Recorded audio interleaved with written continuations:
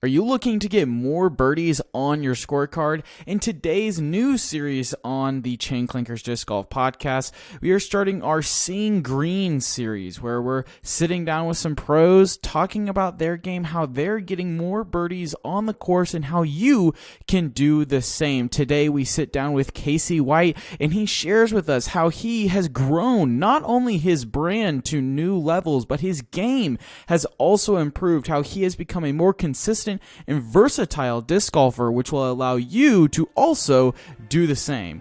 Let's get into it right now. Hey, I'm Casey White, and you're listening to the Chain Clankers podcast. Welcome in, everybody, to the Chain Clankers Disc Golf podcast, presented by Upper Park Disc Golf. And in this episode, they want to tell you about how they play different. At Upper Park Disc Golf, they recognize the importance of playing differently and striving to be creative within the game. They believe that playing different means exploring new styles of play, taking risks, and embracing the challenge of the unknown. They also see it as an opportunity to learn new techniques, push themselves to become better players, and find new ways to enjoy the game. And you can enjoy the game with a new Upper Park Disc Golf bag. They've got some amazing bags out there, ranging from the Pinch Pro all the way to the Rebel. It does not matter what your skill level is, there's a bag that will fit your game. Using promo code CLANKERS10 at checkout saves you 10%, and it helps our brand as well. Today, very excited to be sitting down with someone we've already had on the podcast before, had a fantastic conversation, excited to explore it further. This is somebody who's grown in popularity, and if you watch any kind of disc golf media, which I assume you do since you listen to this podcast, you probably know Casey White. He's inside the top 60 players in the world right now. He's got over 22,000 YouTube subscribers, 30,000 Instagram followers. He's had that amazing tilt shot that I feel as though everybody has seen. Casey White, how are we doing tonight, man? I'm doing good. Just hanging out in Augusta, Georgia, playing one of my favorite courses in the country almost every day. That's awesome, man. How is your preparation for Champions Cup changed this year compared to last year, being it's, now it's the second time we're coming to the course? Actually, it hasn't changed at all. I came into last year as the new player at WR Jackson because they dropped it off the tour in after 2019, and that was before I was on tour, so I had never played the tournament before, the Hall of Fame Classic. And of course, it takes a couple of years off, but then they announced they're bringing it back in 2022.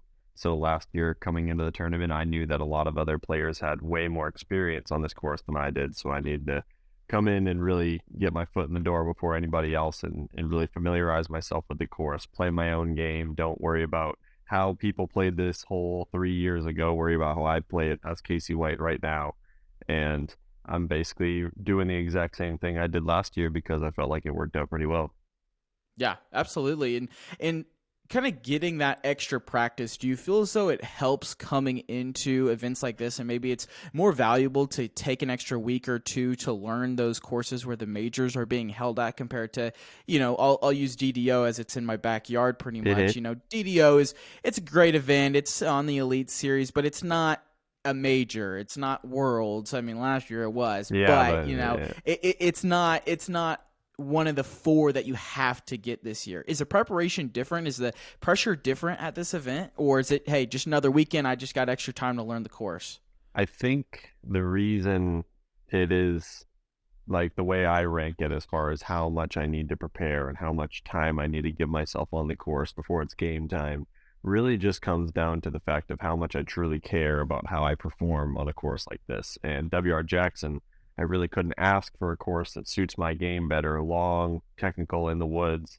Basically, every single hole is gettable for a player of my distance caliber. And just knowing exactly the shots to throw, what shots not to throw. At a course like Emporia, you can see, because it's drawn with a painted line, the shots to throw and the shots not to throw. There's nothing else to see there. So, that's basically the simplest way I can put it is that WR Jackson, you can play 2 rounds and never even come close to the same spot, but maybe shoot the same score or maybe even a better score, even though you felt like you were in weirder spots. And Emporia Country Club, you're either inbounds or you aren't. Yeah, that's very true. And I feel like this is a course where we can see a lot of those players who maybe we don't see on lead card every week really start to make a name for themselves and pop up and maybe win one. I think a good example from last year is Gavin Babcock, who had a fantastic run and then, plays really good here, gets all the exposure, hits that amazing ace for all the cash, takes the shirt off, his popularity explodes later on in the season, right? So, like, what does it take to be successful at a technical course like this? When you leave the course on Sunday, what would define a good round for you? Ooh, a good round basically just comes down to missed opportunities. I played a couple rounds out here, and one of them I actually shot pretty hot, and I had a double bogey and a bogey on the front nine, and then I shot another round bogey free, but shot 3 strokes worse. But like the one that I shot bogey free, even though it was 3 strokes worse, I had more misfires off the tee and was making incredible par saves. So that it didn't really feel like I was like really out of it. It was just like that was the hand I was dealt, and I dealt with it. I overcame and just did what I had to do to get on to the next hole. Where in that heater round, even though I had a couple bogeys, it was like, all right, like I just had like my foot on the gas and just kept on chipping back away to make sure that I kept in it. But when it comes to a tournament, it's really tough because sometimes you can have a round like that where you went bogey free, you made great par saves, you scrapped up a couple birdies where you could, but then you look at the scoreboard and realize that not everybody else had as hard of a time on the course that you did, even though you performed pretty well. Yeah, that makes sense. And I kind of want to talk a little bit maybe about the headspace of that. I'll pull on myself, for example. I feel as though taking those two scenarios, shooting better but having the bogeys, I feel like I'd rather take that over I got off the tee poorly. Now I'm fighting to get my par. I feel like when you have those moments and the positive chemical release in your mind of birdie, birdie, birdie. Okay, I took a bogey. It's okay. Just had 3 in a row. Birdie, birdie. Okay, took a double. It is what it is. Whereas when you go par, par, par, oh my gosh, that was such a pain to get that par. Such a stressful par. Yeah. For you mentally, what is better for you? Is it capturing those stressful pars, or is it shooting hot but you kind of have a little bit of red on the scorecard? Man, that's actually a question I've been asking myself a lot because, I mean, in past years, I have always prided myself on the clean scorecard.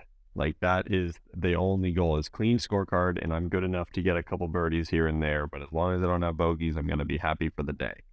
But then, like, I'll go out and shoot a scorcher, but I had, 7 pars in a row, and I'm like, okay, like, that's fine. But say that I shot the exact same round, sprinkle in 1 bogey, I would be like, that was so stupid. Like, I can't believe that I got a bogey. I wouldn't be happy about the round. Yeah. I get what you're saying. So does that also maybe kind of lead to maybe a mentality shift in always going for it? Yes, like you might as well run that putt. You might as well try to hit that sneaky gap. Like you might as well go for it because at least you're trying. You're not just limping to the finish line. It's playing with fire, but definitely walking the line with that of like, I found myself doing that kind of stuff in Waco.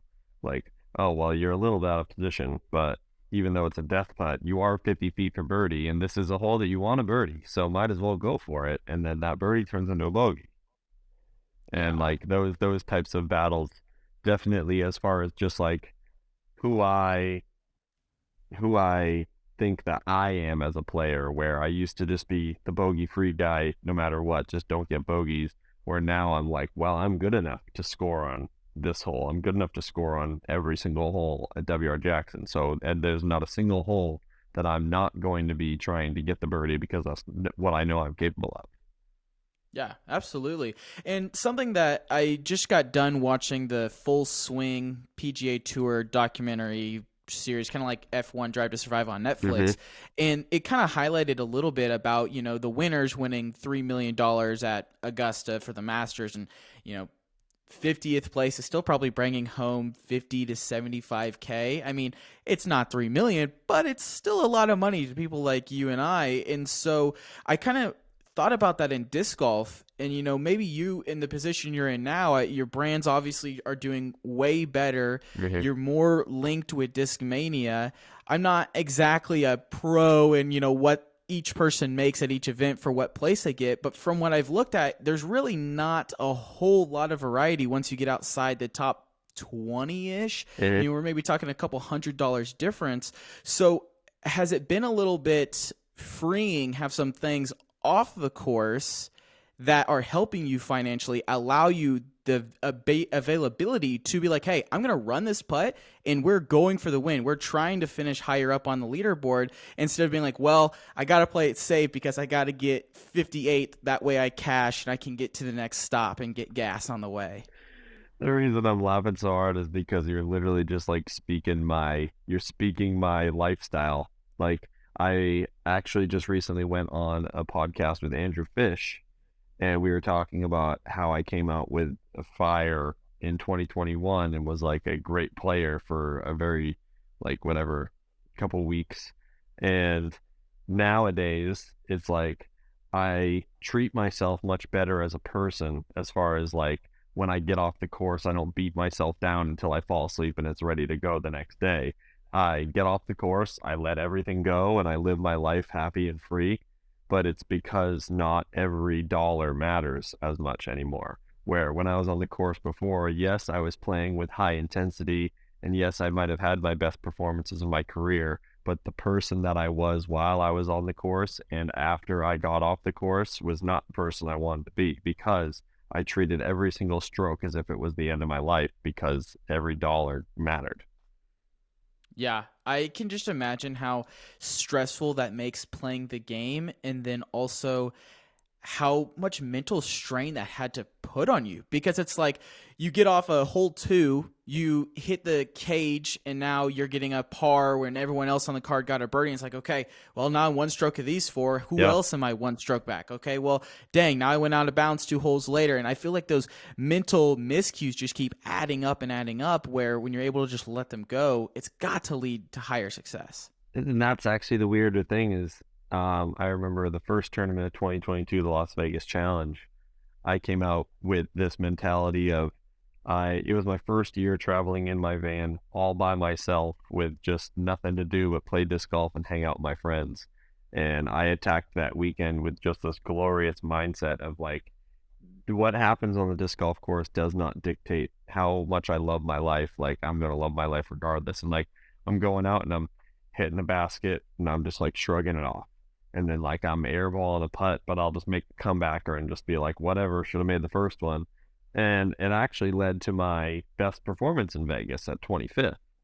But then I found myself, as the season went on, like, I'm like, am I just like sleeping on like the course? Like, am I just like so nonchalantly just like throwing the disc, even though I know that I get better every single time I go out there? Like, I'm better than the person I was yesterday. But to then overlap the tournaments exactly, like the Texas Swing, Waco, Belton, Texas States, like, and I wasn't actually improving. Like, yes, my mindset was improving, but the scoreboard was telling me no. So it was like a battle between winning my mental, not, I wouldn't even say my mental game, just my mentality at life, versus winning on the scoreboard. Like, it was like, well, yeah, I'm happy and I'm really proud of myself for not like beating myself down for the rest of the day because I like maybe didn't shoot 3 strokes better like I should have. But at the same time, like, how happy are you staring at a 70th place finish, 1 stroke out of cash? You know what I mean? Like, how happy does that make you? Yeah, absolutely. I can get that. And I think just to kind of draw it back to the amateur real quick, I think this is a really good point of saying that if you're going out and playing these C tiers every weekend, right, and you're playing not in the pro division, even if you are playing in the pro division, that money in the pro division or those merch discs or hoodie or whatever you're going to get from winning is truly not life or death. Like, you're out there to have fun and see yourself improve, which I think is super important.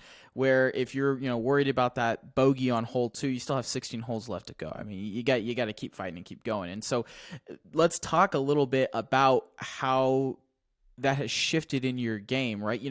Where are you now with that? If you see yourself go 3-4 weekends in a row of, okay, haven't really been playing too well, maybe I kind of had a blip here and I didn't do as well as I expected, how do you get back into the lab and kind of fix that and resolve that? For me, it's like a whole mental thing stepping into the week of the tournament. So Las Vegas, I missed the cut for the first time since 2019. In Waco, I missed cash for the third year in a row. But the first 2 years in a row, I missed it by a stroke. And I thought that that was just the most unbelievable thing ever. While this year, I missed it by way more than a stroke. And now it's like, that was like an eye-opening thing. And coming into Austin, I haven't cashed at a Pro Tour event yet this year.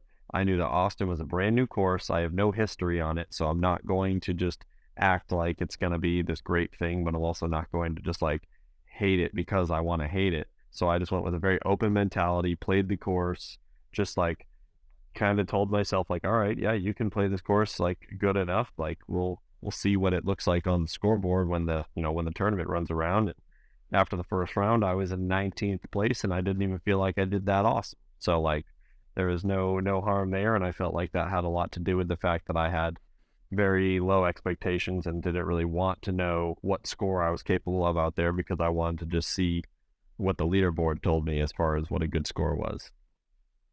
Yeah, and so how can you kind of apply this toward the rest of the season? When we get to courses you have played before and played last year, and maybe you didn't do as good as you wanted, or maybe you can do better this year after playing it again. Kind of how I'm feeling with WR Jackson and the Champions Cup. How do you apply that to these upcoming events? Man, it's really tough when we're playing an event that I really just don't love the course. Like, and I played it before and I don't love the course, whether it's because I think that like the OB is like unnecessary or because like my body just hates the course. Like, I'm literally throwing a distance driver as hard as I can every single throw of this tournament. Like, I'm just not going to be able to feel like it's some players will say like, I won't sign up for an event if I don't believe I'm capable of winning.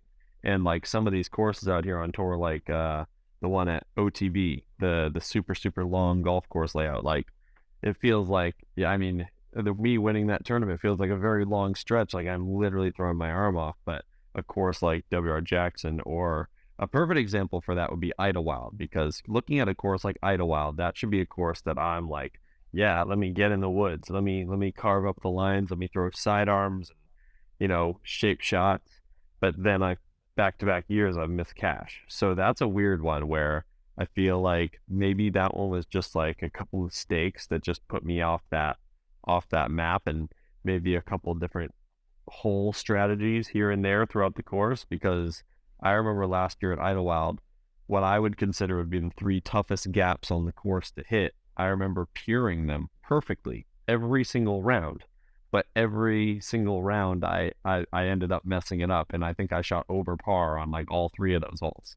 And I remember telling a lot of people about that, and I'm like, the fact that I went in with that confidence and executed, but then once the hard part was done, I didn't finish the job. It's just like a little bit of laziness. So it's a more thing about like staying sharp and not taking things for granted, and always like appreciating and not expecting to be perfect. Like, oh, of course I just laced that gap, I know I'm capable of it. Like, oh yeah, you just put yourself down in the fairway, now just freaking park this thing, easy up shot, you know what I mean? All I got's this little chipper, and then I just whack it into a tree, you know what I mean?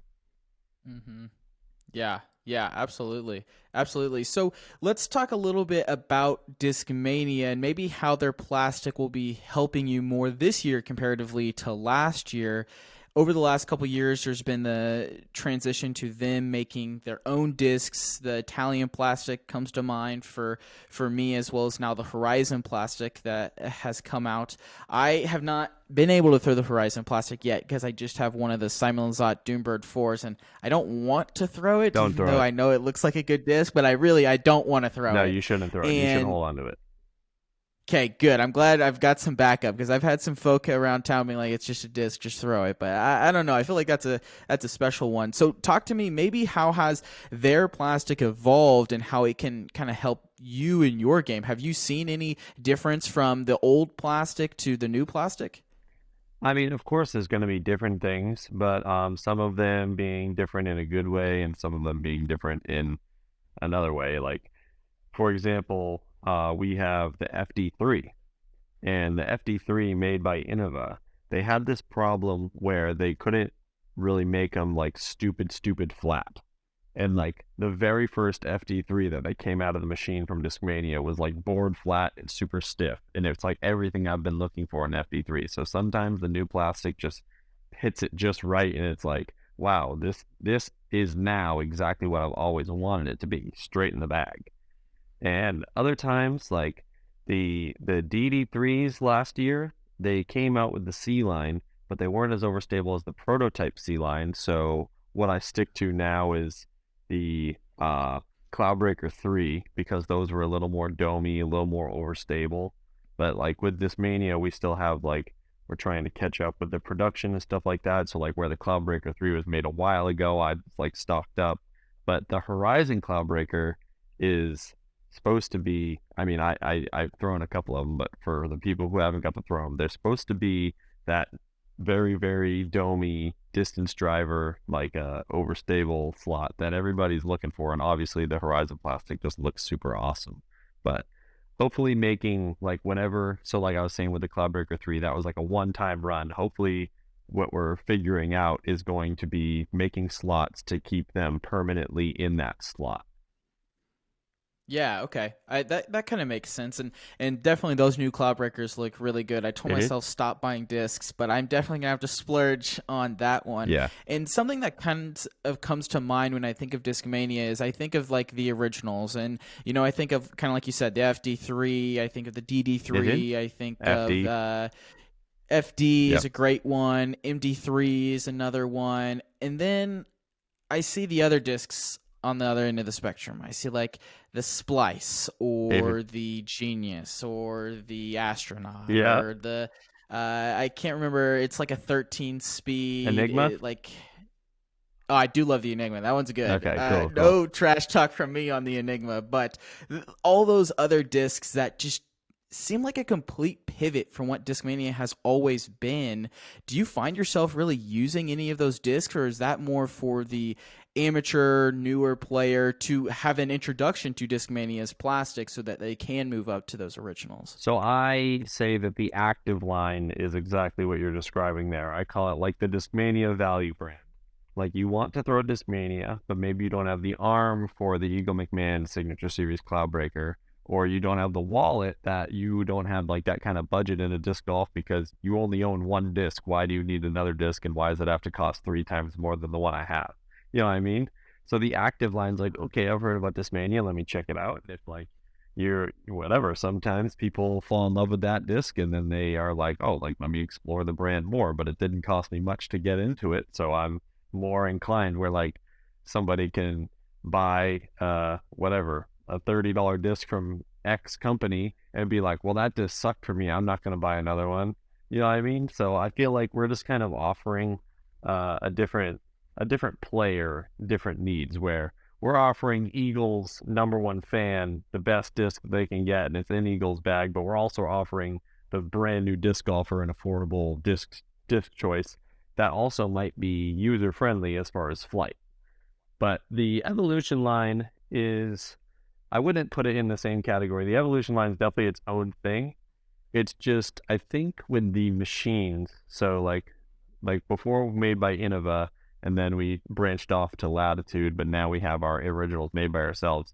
What we're capable of making in the Evolution plastic with the Latitude machine is like sometimes it's really, really flat, like in the putter plastic. And it's just it's more of a flexibility thing, I think, that we're able to take our discs and make them in not just 1 or 2 different types of plastic, but since we have this other one, we have more plastics to offer. And it's just kind of like a family tree that keeps on growing. Yeah, absolutely. Have you kind of noticed that maybe in the marketing materials, or, I'm not exactly sure how Discmania maybe comes to you at the beginning of the season and says, hey, this is maybe our plan for how we want you to market the discs this year. I feel like I don't, like we talked about, don't see a lot of those newer player discs in your bag. Okay. And I would say, probably your target market isn't necessarily brand new players. It's probably people who've been around a little bit who are more willing to buy Signature Series discs. And one that kind of comes to mind is like the tilt, for example. I mean, we've seen you throw incredible shots with the tilt. And so I want to ask, first off, is the tilt still in your bag? Do you have a use for it? Because I feel like a year, 2 years ago, we saw a lot of Discmania players have the tilt in their bag, and then I feel like maybe Simon kind of put it away, and then everyone else kind of started to put it away, and maybe some other discs, kind of like the Splice or the new FD3s, where it kind of took its place a little bit to where it was obsolete. Like, what is your standpoint on the tilt? I mean, I was looking at your YouTube channel. I saw the other day you and the Bear had the tilt battle. It's got like 100 almost 40,000 views on it right now. I mean, like talk to me a little bit about this magical disc. So, I mean, the tilt, when Simon had the idea, the whole thing was basically to just make a borderline stupid disc, like almost useless, like literally just like the dumbest thing. He wasn't going to make the disc that tells you what you want to hear and say, oh, this is going to be the farthest flying disc you've ever thrown, I swear to you. Like, that's what everybody tries to do, and that's what everybody says. So he's like, well, I'm not going to try and do anything that anybody's tried to do before. I'm going to make a disc that's never been made before. And really, with the whole marketing question, like, it's not like they ever asked, or anybody asked me to market the tilt in any way. I just felt so strongly about like the fact that like Simon did it for that reason, and I took it upon myself to like combat the banter of like, oh, what are you gonna do with that thing? No pro will ever use it in a tournament, this and that. So like, just hearing people say no pro will ever use it in a tournament, I'm like, well, I'm gonna use it in a tournament, and I'm gonna get birdies with it. So basically, the way I see it now, where this tilt stands for my bag is, it has a use. It's very specific, and it's situational. The way I see it, the less I have to use a tilt, that means the better I'm doing off the tee. And yeah, that's fair. And it depends on the course. Like, I'm not going to bring the tilt to Emporia Country because at no point will I ever end up in a spot that I can't throw a different overstable disc in my bag to get the job done. But at a course like Northwood Black or Brewster Ridge or even like Idlewild, like, you run into weird spots. And also courses like Jonesboro, where you need the over the top shot, like you're going to be pinched off on a corner, and it's always going to just go up and down. So it really is like in and out of the bag depending on the course. But at the same time, at this point with the tilt, I'm kind of at the point where it's like, well, if you're going to throw it, you better throw it well. So that's kind of where I mentally battle myself on choosing whether or not to throw the tilt. Yeah, that's definitely one where I feel like if you pull it out and it doesn't go well, you're going to get the blowback of, here we go. Yeah. Trying to make the tilt work. I get that. I feel like I haven't been like as much on social media as the Bear has been about, his love of the tilt and throwing it all the time. I would say I'm pretty up there in that I am a big fanboy of the tilt, love throwing it. I don't care what situation I'm in. If it's a bad one, we can definitely use the tilt to get out of it. For me, I had a shot. I'm not going to say it was similar to yours on camera, but it was one that it was pretty much straight up and down, but it was probably 150, maybe a little bit further out. I mean, I was completely under this tree, and I just said, the basket is an elevated pin, and I was like, it's got to be up there somewhere. And I threw it. It didn't hit any chains. It just fell right in the basket. Wow, yeah. And awesome. And I literally dunked it in there, and the card just went nuts. I couldn't see it. The only spot I had after I threw it, I crouched down in this one opening of the tree, and I was trying to see where it was going to land to see where my putt was. And I just heard the basket, and I was like, oh, that sucks. I probably hit the cage. That was probably really cool. And then they're like, you just made that. And then I was like, just heart bumping, just absolutely losing it. And then 3 would be on the next hole. But, it happens, I guess. But yeah, man, I think that's an awesome disc. I really liked your thought on it and how it can be useful. And really like that. And so I want to transition now a little bit to your personal brand, your YouTube channel, your Instagram. I know the first time that we had you on the show, you were kind of maybe in the spot that we were now, in between 5,000-10,000 followers on the Instagram. Now you're over 30,000 followers on the Instagram, 22,000 subscribers on YouTube. talk to me a little bit about how that growth happened for you so quickly. Like, was there one moment that really kind of accelerated it at, when you were about at this point? Like, what really shot you off in a rocket ship? I feel like right before we had our interview in 2020, that was like right when I started to break off from like just following along with Simon, and I started to travel a little bit more on my own, and I actually started to dabble a little bit more into making my own YouTube videos as well. Like I started with my in the bag, and then it transitioned into just like this and that of like casual round vlog, or building my van. And like I felt like I can't deny that the spotlight that Simon gave me just kind of gave me that great foundation.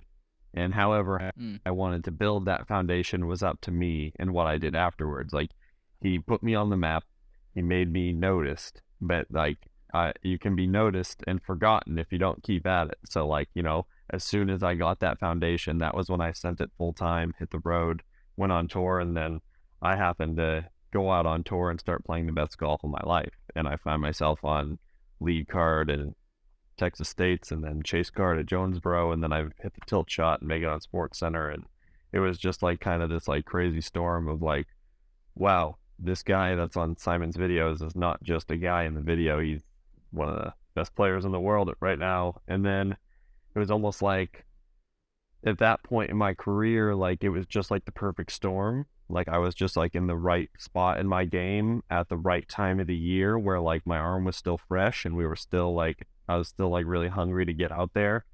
Then as the year dragged on, like the fire just kind of burnt out. Now, like I said before, like I was playing courses that didn't really excite me as much and just didn't really feel like I had the best chance to compete as I did on the other courses. And it's not nothing to really blame, but then I started to really kind of look into more like, okay, like clearly you're not staying in the top 10 every single weekend like you were for those couple months. So like, you can obviously get better, but you can work at other things because like say you say you just keep on being the player that you are right now. So let's make sure my brand is good. And my Instagram, I feel like my Instagram has always been on like a steady incline, but my YouTube is the one that took a big incline recently. And it wasn't until February of 2022 when I just started to hit the road for the new season. I had trouble with my YouTube channel to the point that it was like so frustrating to edit that I was like not even wanting to film videos just because if I film and I can't upload it, then what's the point? And it was just like really bothering me. And my buddy Broderick had me talk to him about my issues, and he said, well, we can work out a deal where I can be your editor and you can just send me the clips and you can film as many videos as you want while you're on tour, and you can just pay me to edit your videos. And we've been working out that deal very well ever since. And I had been on a very steady incline, making my way up the ranks and getting that subscriber count up, and started to make some decent money. And then it wasn't until after this past off season I did Vlogmas, which wasn't, I'm gonna say it was a push. I'm gonna call it a push. I didn't like super succeed, but I didn't fail. And I took a month off after Vlogmas, and then the first video I posted after Vlogmas was me against Simon with his new bag, and that video has almost 150,000 views now, and I gained like 6,000 subscribers in a week. It was like pretty insane, actually. Not 6,000, but it was still like, and it was an insurmountable number of subscribers for a very short period of time. And every video since then has just kind of been riding that wave.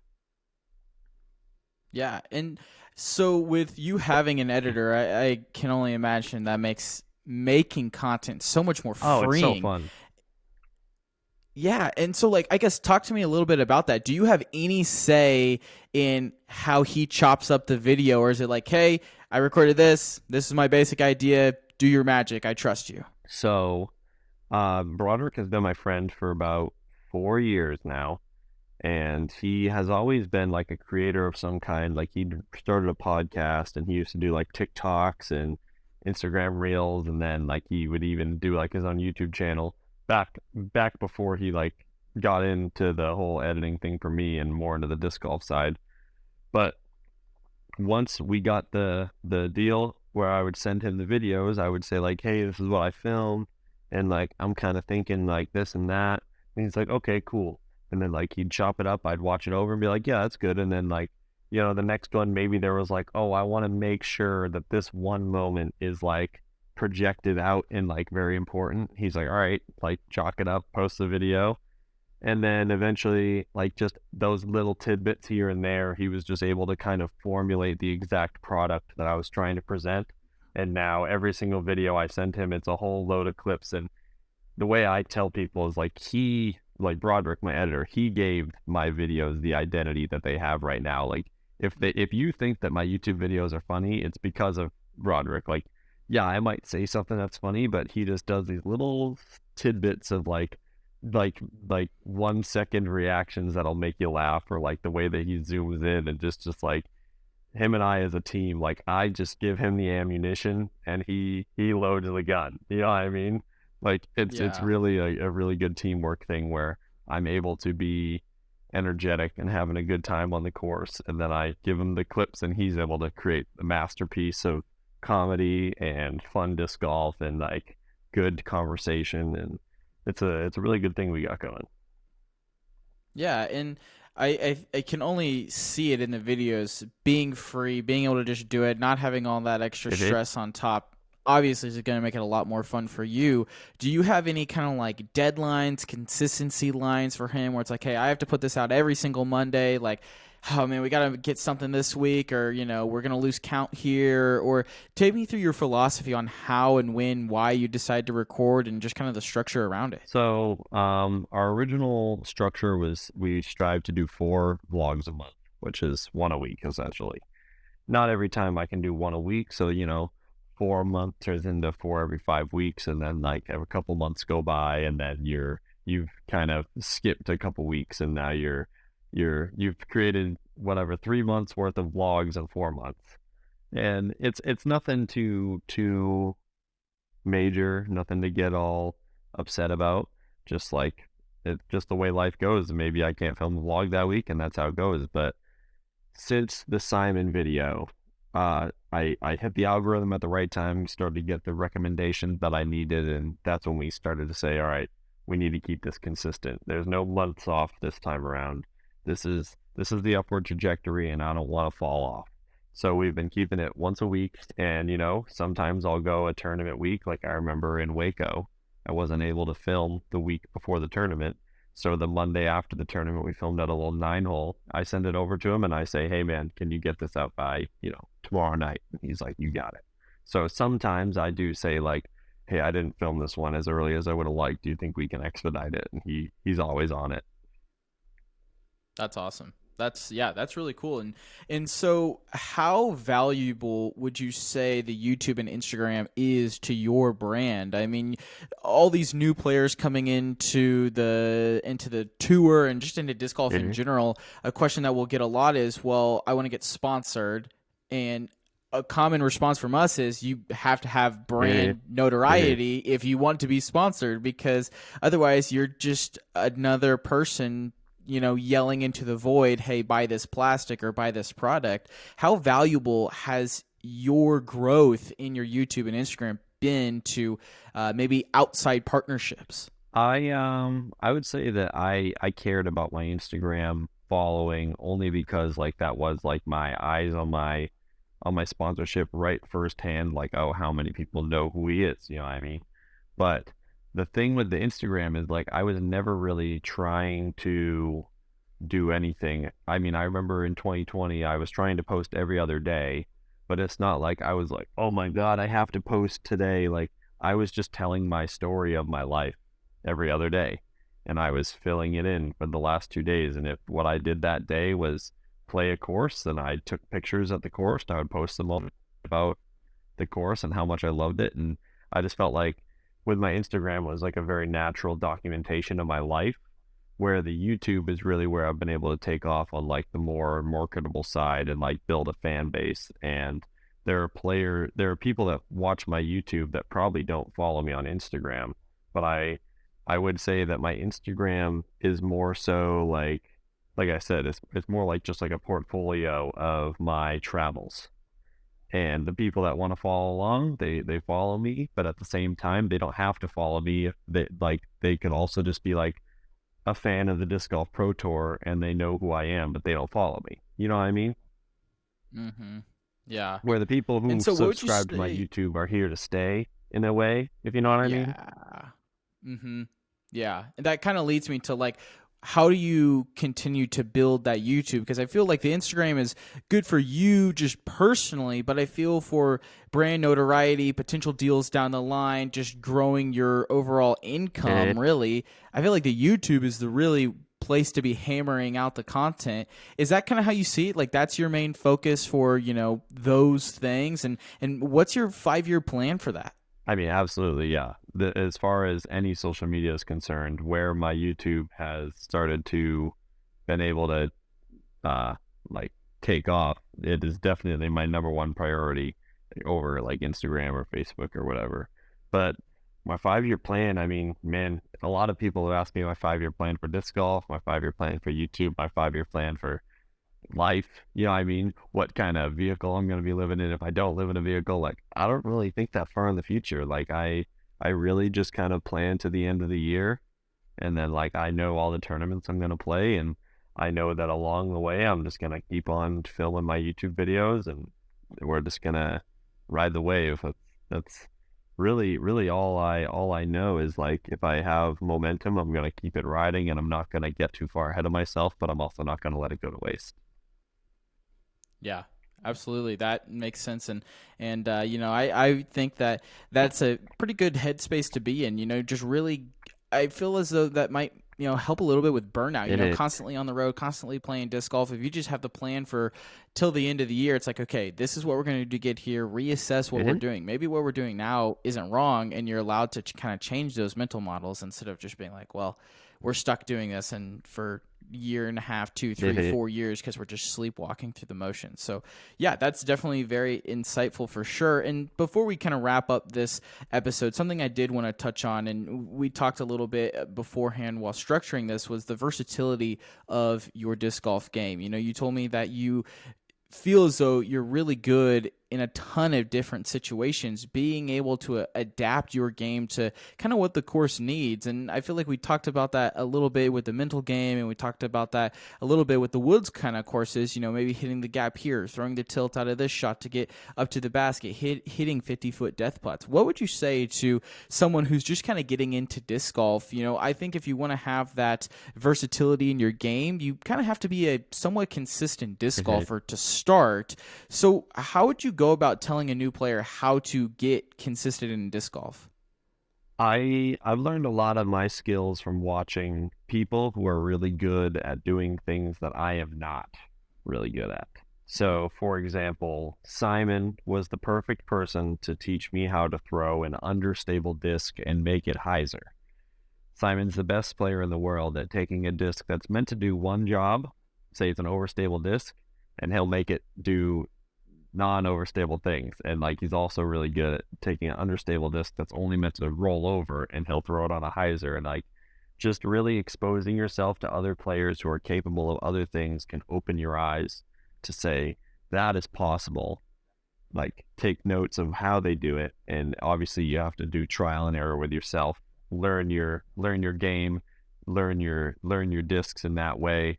And also, when you're practicing, something that I've been trying to do recently is, when I started as a pro, my strengths were backhand hyzer and forehand anti-flex. And like, forehand hyzer was possible, but not a strength. And backhand anhyzer was possible, but only if I was like max distance in a wide open field. Where now that I've recognized those as weaknesses, I've looked at the players who are the best at those specific shots and tried to emulate that game. And then when I go to play a practice round and say it's a hole that has a straight shot available, flick shot, and a backhand hyzer shot, I'll throw a straight shot with a putter because that's one of my weakest parts of my game. And then I'll throw like a forehand turnover, and then I'll throw a backhand turnover. Like, to not so much just take like, oh yeah, let me just do that overstable play, but let me challenge myself. Because if I'm not preparing for a tournament, on that particular course at that time, I'm trying to explore new avenues almost, and like refine the parts of my game that maybe aren't as as used on the tournament, like in a tournament round. Yeah, I really liked kind of how you mentioned the word challenge, and it makes me think about not being comfortable in your disc golf game. If you want to be a consistent disc golfer, if you want to be well rounded, you almost need to force yourself to be in uncomfortable situations. Is kind of what I'm getting from Yep, you, right? exactly. If you don't ever, if you don't force yourself to throw the shot that you're not comfortable with, when you find yourself faced with that in a tournament and it is your only option, are you going to be happy that you're not comfortable with it? No, you'd rather be like, oh, I'm going to park this shot. Yeah, true. And so that kind of tells me if you're one of those listeners who you only have time to maybe do field work once a month, once a week, whatever it is, or you just go play the same local course because you don't have 10 different courses in your area. If you're playing that one course, you should, the next time you go out there, throw shots that you wouldn't normally do. You know, maybe instead of throwing that backhand hyzer, do a forehand or something like that. Or even, you know, so changing up your shot selections, is it also worth changing up your discs and maybe just taking a new bag out with you? I wouldn't say so. I'm a big advocate for taking one disc and making it do a lot of different things. So Gotcha. I recently have started to work on the weakest part of my game previously, which was standstill backhand. If you were to ask me, as long as I have been a professional since 2017, what is the weakest part of my game? Every single time my answer would be standstill backhand. But now I have identified that as a weakness so much to the point that I have dedicated myself to mastering it, and now almost like wanting to be the standstill guy because of how much I've worked on it and how much I love to throw it, that now I want to be recognized as like the guy who throws a standstill on blank hole. And I want to throw it on coverage, and I want to throw it in front of other people and all that stuff. And all that stuff feeds into me wanting to do it, to the point that I'm literally keeping a birdie percentage this season of how many standstill backhands I'm throwing off the tee and how many birdies I'm getting per attempt. What have you noticed so far, statistic-wise? So I have noticed that I am missing putts if I'm not birdieing. So like I am throwing the standstills very, very well. And if I don't birdie, it's because I missed a putt. And like, sure, you could say, oh, well, maybe I should have put it closer. Yeah, but at the same time, I still put it within, 50 feet and I didn't make it. So like there's something to be proud of as far as the result of the throw. I can let that slide. But the thing really being is like some of these holes on tour, for perfect example, in Waco, hole 5 is just an uphill mid-range shot. And everybody, every single year, would just throw that shot with ease. But for me, I'm not comfortable throwing a putter really hard, but if I really throw a mid-range, I'm going way too far. So my in-between that I've found this year was standstill mid-range. And I can rip it as hard as I want, and it's the perfect speed control. So basically it's like that it fills the gap in my bag, where if I go really, really hard fairway driver or really, really hard mid-range, maybe the fairway driver I can hit the gap, but it's going to go way too far, but I'm not as comfortable in the full power mid-range, so let me just go standstill with the fairway driver. And I just did it in Tallahassee this past weekend, actually. And that was a very good tournament for you, I believe. Third place, podium finish at Tallahassee. Yeah. I mean, I feel as though that is a sign of good things to come for you the rest of this year. Getting on that podium, breaking through, having a really solid finish. I know that's got to feel good. Casey, this has been a fantastic interview. Have loved getting to learn more from you during this time. Where can people follow you on Instagram, YouTube, anywhere else that you want to plug? Hit me up on Instagram, CaseyWhite4. My YouTube is Casey White Disc Golf. And otherwise, just follow the Pro Tour, subscribe to your favorite disc golfers, and just keep watching live disc golf. Doesn't get any better. Yeah, agreed. Live disc golf is the way of the future. I couldn't agree more. Casey White, thank you so much for joining us on this week's episode of the Chain Clankers Disc Golf Podcast, and we will see you guys next week.